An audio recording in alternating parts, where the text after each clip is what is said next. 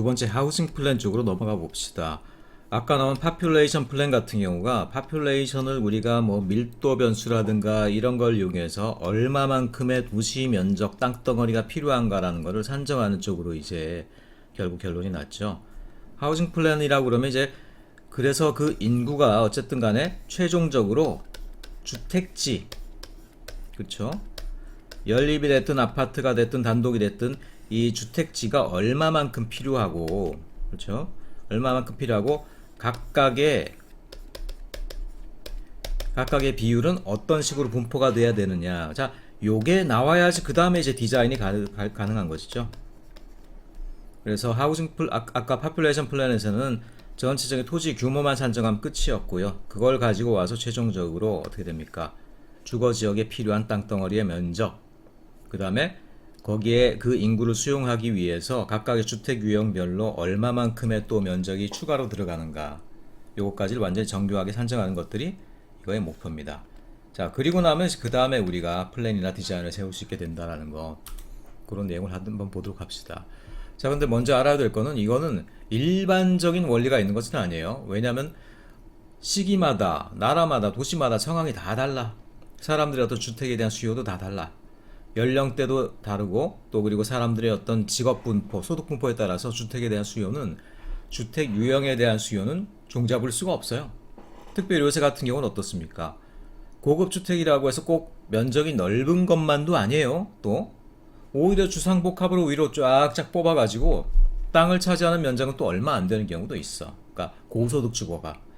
그렇기 때문에 그런 어떤 복잡한 요인들이 있기 때문에 이렇게 여기 나온 대로 단순하게만 판단할 수는 없고, 결국은 계획가의 계획적인 판단이 있어야 된다. 그걸 여러분들이 알아두시면 좋을 것 같아요.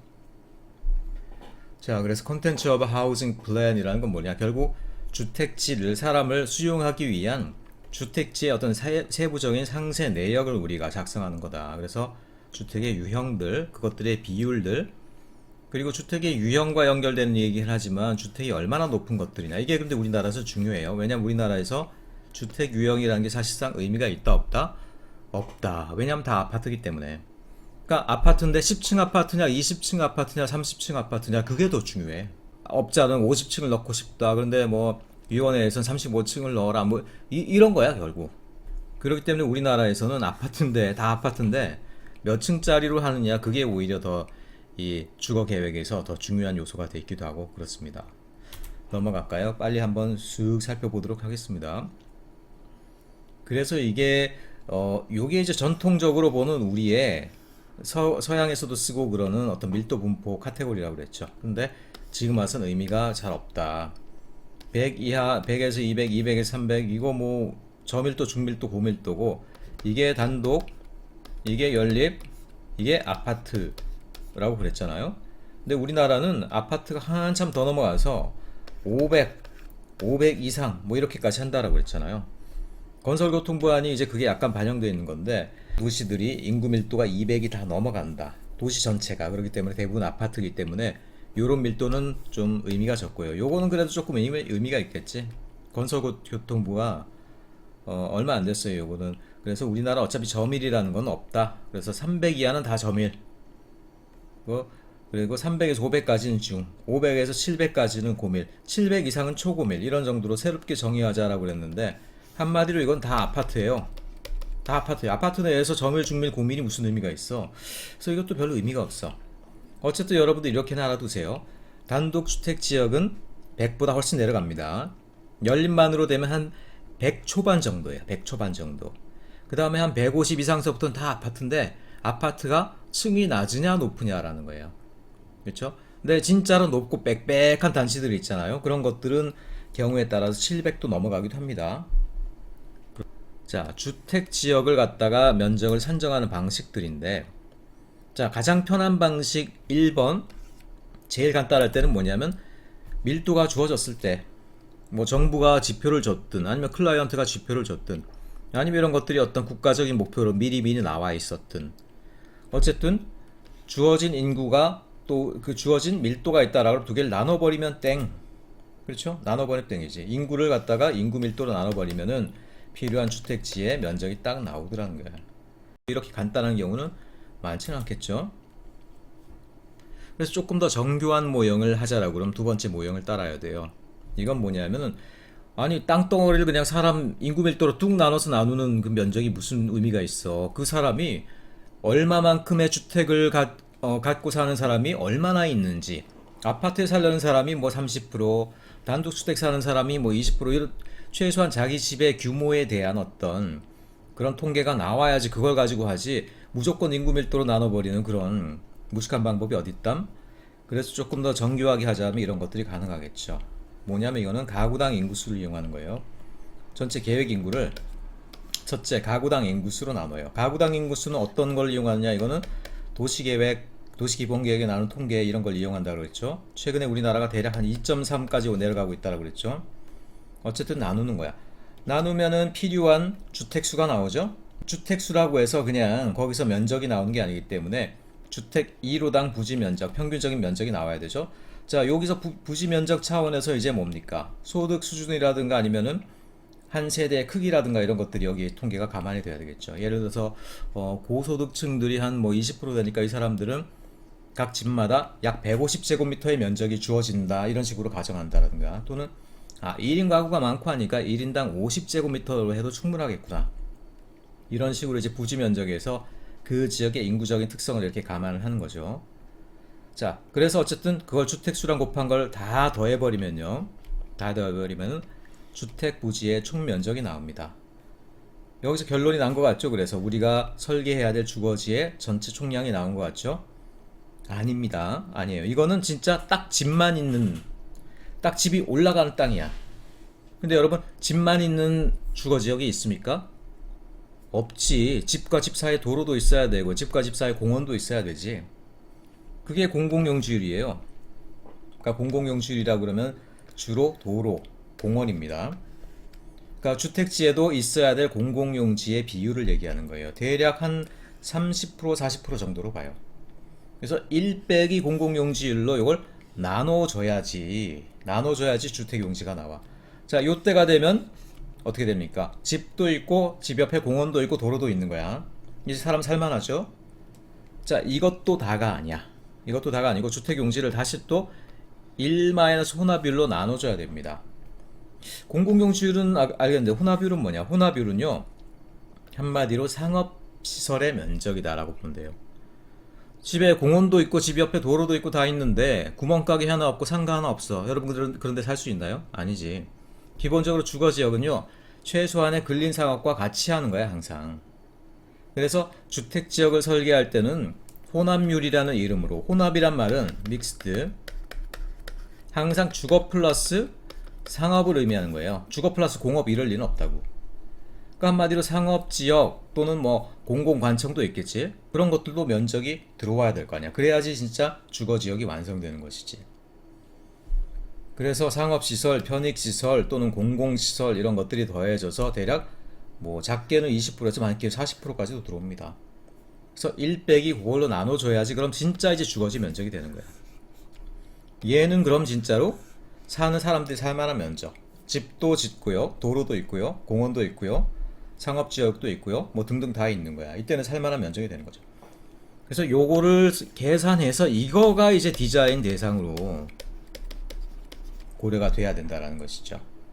그래서 요거는 자, 중간중간에 가구당 인구도 그렇고요, 호당 부지 면적도 그렇고요, 이러면서 어떻게 됩니까?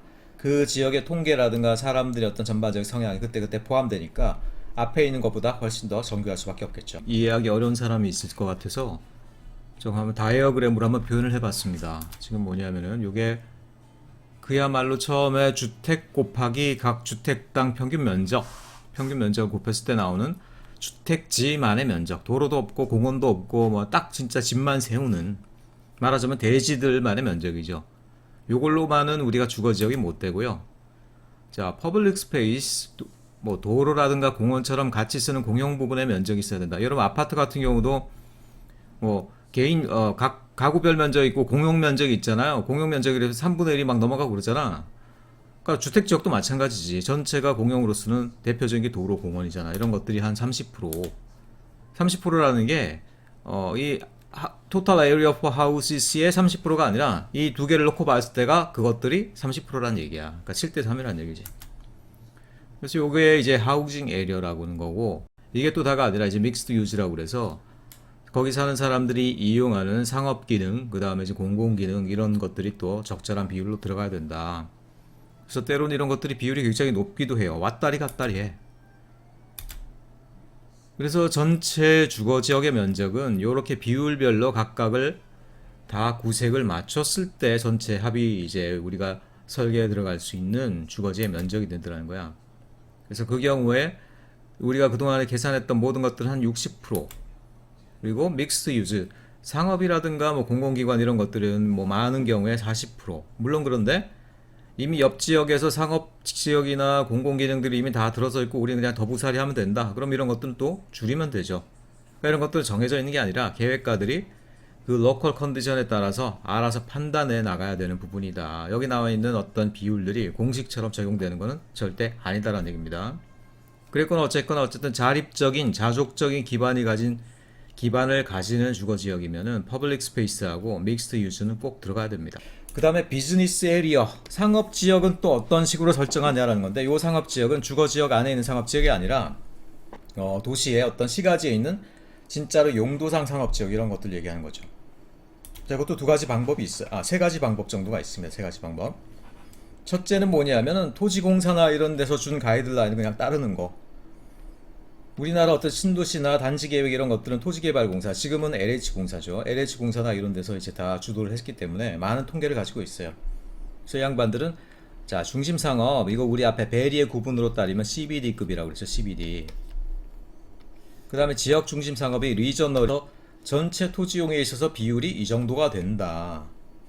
그래서 뭐 우리나라 연구원이나 LH공사 이런 데서는 한 신시가지를 지으면은 그 신시가지 내의 상업지역은 한 대략 3에서 4.5% 정도가 된다라고 가이드라인을 주고 있어요. 그렇죠? 그런데 이게 참 웃긴 게 실제 신시가지를 보면 그런데 그렇지가 않아요. 분당은 8.3, 일산은 아마 10%가 넘어갈걸요? 그래서 우리나라 실제 신시가지 같은 경우는 상업지역의 면적이 굉장히 많습니다. 그런데 그럼에도 불구하고 국토연구원이나 이런 데서는 상업지역을 굉장히 작게 규정하고 있어요. 왜 그러냐 하면은 뒤에 보면은 우리나라 도시들이 확실히 상업지역이 많아요. 일본, 싱가포르, 홍콩. 자, 싱가포르, 홍콩도 가다 보면 여러분들 허구한 날 있는 게 시장이고 식당이고 다 그런 것 같죠.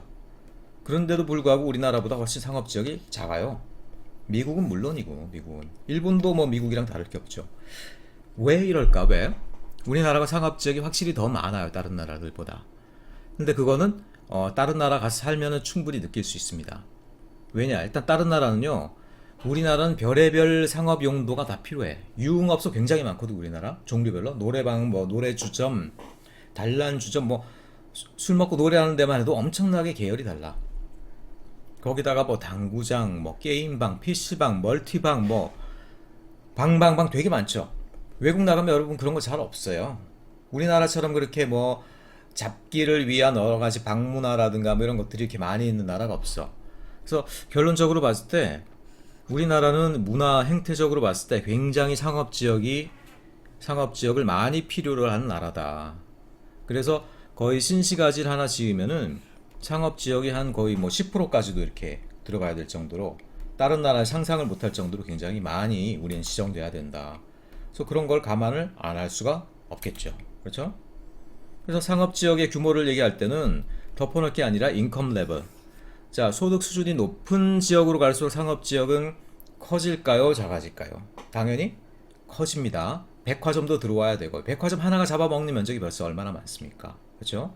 그리고 소비 패턴이 주로 젊은 층만 있어가지고 자잘한 어떤 뭐 카페나 뭐 레스토랑 정도가 있느냐, 아니면은 상당히 중산층 이상의 어떤, 그리고 연령대가 있는 사람들이 어떤 고급 쇼핑을 하길 원하느냐, 그런 패턴에 따라서 실제로 그 면적의 규모가 다 달라질 수밖에 없겠죠. 그래서 이런 것들이 고려가 돼야 된다. 또 하나, 그리고 상업지역은요, 이거는 층고가 굉장히 높잖아요. 그래서 꼭 면적으로만 생각될 게 아니라 3차원 입체적으로 고려가 돼야 돼. 그래서 몇 층짜리 건물이 올라가느냐에 따라 가지고 또 상업지역의 면적이 또 변동이 많이 있을 수가 있습니다. 자, 어쨌든 이런 것들이 복합적으로 고려돼야 된다는 거고요. 여기에 대해서는 뾰족한 어떤 공식이 있는 것이 아니라 여기에 대해서는 지금도 많은 어떤 모형과 분석 방식 이런 것들이 있고, 우리나라는 그런데 대략적으로 그냥 크게 지정해 놓은 다음에 나중에 아유 장사 안 되네 그러면 좀 이렇게 줄이기도 하고 늘리기도 하고 이런 식으로 하는 것들이 많습니다. 자, 그리고 어떤 뭐 경제적인 트렌드라든가 이런 것들도 고려해야 되고요. 최근에는 어쨌든 원스톱 개통, 큰 창고형 매장 이런 것들의 필요가 많아지다 보니까 아무래도 상업 지역이 조금 큰 면적으로 지정되는 경우들이 많아지고 있죠. 자, 그랬거나 어쨌거나 그래도 상업 지역을 계산할 수 있는 방법론 두 번째, 아까 첫 번째 나왔죠. 첫 번째는 정부나 아니면 공공기관이 준 가이드라인을 그냥 이용하자라는 건데, 앞에 보니까 상당히 터무니없이 차이가 컸죠. 실제 현실 사례하고는. 요건 조금 분석적으로 계산하는 방법인데요. 자, 복잡해 보이지만 별거 아니에요. 결국은 어떤 통계가 있으면은 1인당 상업지역 이용에 대한 통계적인 어떤 자료가 있으면은 그걸 통해서 새롭게 짓는 곳의 상업지역의 면적도 우리가 계산해 볼 수 있어. 그래서 이거는 물론 우리나라 기준은 아니에요. 이거는 일본, 미국 이런 데서만 나온 기준인 것 같은데, 보통 이제 1인당 그 지역에 어떤 사는 사람들의 수요자죠, 수요자. 그 상업지역 수요자의 인구 1인당 대략 한 뭐 15제곱미터 이런 어떤 통계치가 나와 있어요. 이미 워킹하고 있는 도시들에서 통계를 추출한 것이겠죠. 그래서 결국 뭐냐, 넘버 오브 유저, 이용자들 곱하기 15제곱미터를 하는 거예요. 그러면 필요한 전체 상업지역의 면적이 나오죠. 근데 상업지역 면적이라는 건 어떻게 돼요? 층별로 다 면적이지 요 땅만을 얘기하는 게 아니거든요. 그러니까 어떻게 됩니까? 평균 층수나 이런 걸로 이제 나눠줘서 실제 땅덩어리의 면적으로 환산해 줘야 되겠죠. 그게 바로 요게 A라는 겁니다. 요게 A. 그래서 자, 층별로 다 들어가는 걸 감안해서 실제 우리가 2차원 토지이용 계획도상에서 그려야 될 상업지역의 면적 요 A를 구하기 위한 식이 바로 요것이 되겠다. 별게 아니고 요런 통계가 있을 때, 그렇죠? 통계 없으면 그냥 뭐 15제곱미터를 대충 써도 되긴 돼요. 하지만 요게 얼마나 많이 또 이렇게 지역에 따라서 여건에 따라서 변하겠느냐는 거예요. 자, 이거는 유저, 말하자면은 이용자들의 규모가 정해져 있을 때고요. 두 번째, 그리고 전체적으로 봤을 때 세 번째 유형은 뭐냐면, 요거는 이용자가 아니라 종업원을 우리가 보는 경우에 종업원이라는 건 뭡니까? 그 상업지역에 입지해 있는 업체들의 종사하고 있는 고용자들의 수. 근데 이런 것들은 여러분 고용자 수가 이렇게 정확하게 나올 수가 있을까? 없죠. 보통 상업지역이다, 레스토랑이다, 카페다 뭐 이런 거 생각하면은 거기에 몇 명이 고용되어 있는지 굉장히 유동적이에요. 경기 안 좋으면 다 해고되고 그냥 사장님 혼자서 하는 경우도 있고요. 그렇죠. 그래서 종업원 수로 이렇게 상업지역 면적을 산정하는 경우는 보통 일반적인 어떤 뭐 유흥상업이나 식당 이런 데보다는 주로 비즈니스, 업무 기능들 있죠.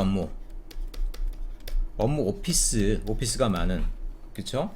업무나 오피스처럼 어떤 한 회사가 있고 거기에 사무실이 있으면 사무실에 얼마의 어떤 고용되어 있는지 자릿수별로 딱 통계가 나오잖아요. 각 기업별 몇 명이 고용되어 있는지. 자, 그런 식으로 좀 기본적으로 기업체들이 입지하고 있는 업무타운일 경우는 요게 더 정확합니다.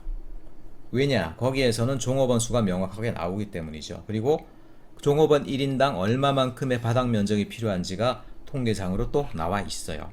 그래서 그걸 이용하면 상업지역 부지 면적을 역시 구할 수가 있다. 근데 이거는 일반적인 상업지역이 아니라 어떻게 됩니까? 업무 시설이 많은 상업지역.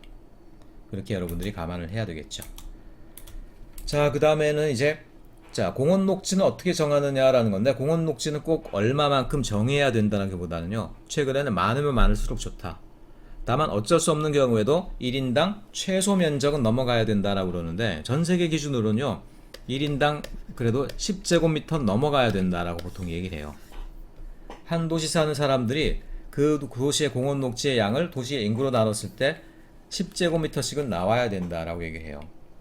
근데 우리나라도 한동안 이걸 못 맞췄었는데, 그래도 최근의 신도시들은 뭐 15, 20도 넘어가기도 하고요. 굉장히 그래도 그린아이어를 많이 계획을 하고 있는 편입니다. 어쨌든 그럼 이런 것들은 뭘 기준으로 하느냐? 다른 도시 사례들을 갖고 와서 기준으로 하는 경우가 많아요. 뭐 밀톤 케인즈 비율로 한다라든가, 그렇죠?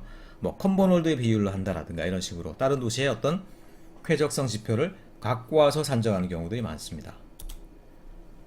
자, 나머지 것들은 케이스 스타디들인데요. 이거는 뭐 깨알같이 설명하기도 좀 쉽지 않고 하니까 여러분들이 쭉 읽으면 되고요. 간단하게 기본적인 프레임만 얘기하자라고 그러면, 자, 3,000명인 기존 인구가 3,000명이 살고 있는데 신시가지로 개발하면서 총 5,000명까지 늘어날 것으로 예상이 되었다. 분석을 해보니까 회귀 분석, 뭐 통계 분석 해보니까 5,000명까지 들어오겠구나. 그랬을 경우 20헥타르의 땅이야. 그러면 기본적으로 최종적으로는 250인 헥타르로 추정이 되죠. 자, 여기서 근데 벌써 계획가들은 딱 감이 나와야 되죠. 250이면 대략 중밀도랑 고밀도 사이의 중간 정도니까, 이래가지고는 죄다 아파트인데? 죄다 아파트인데 아파트를 좀 높게 짓다 보면 그래도 조금 여유가 있는 땅에 일부 중이나 저밀도도 가능하겠구나. 그렇죠? 그러니까 이런 결론이 나와야 되는 거죠, 벌써. 중고밀도니까 대부분 중층 이상 아파트로 해야 돼. 일부 우리 연립주택을 좀 넣어도 되겠구나. 단독주택을 넣는 건 좀 오바죠. 왜냐하면 단독주택 넣으려면은 아파트 사이에 단독주택이 이렇게 둘러싸여 있거나 접하게 되는 경우 많잖아. 그러니까 그런 것들은 좀 어려울 수 있다고요. 그래서 정상적인 경우라면 아파트 위주로 하고 연립주택 일부 가미되는 정도, 이렇게 감을 잡고 시작하는 거야 이제. 이 과제에서 여러분들의 이해를 좀 더 돕기 위해서 우리가 이 추정을 통해서 최종적으로 도출해야 되는 결과가 뭔지를 여러분들이 좀 알았으면 좋겠어요.